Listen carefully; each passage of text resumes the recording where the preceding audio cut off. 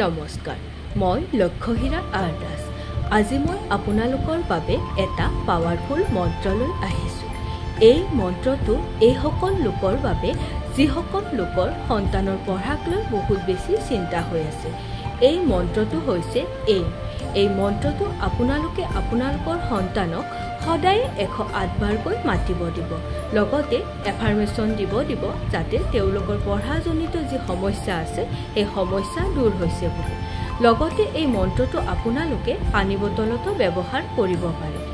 তাৰ বাবে আপোনালোকে এই মন্ত্ৰটো এখন বগা কাগজত নীলা চিয়াহিৰে লিখি ল'ব আৰু সেই কাগজখন পানী বটলত লগাই ল'ব আৰু সেই পানী আপোনালোকে আপোনালোকৰ সন্তানক সদায় খাব দিব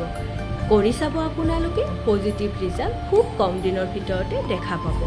আৰু যদি আপোনালোকে মোৰ পৰা এনেকুৱা ধৰণৰ মন্ত্ৰ switch ward Angel number remedy বিচাৰে তেনেহলে মোক কমেন্টত নিশ্চয়কৈ জনাব ধন্যবাদ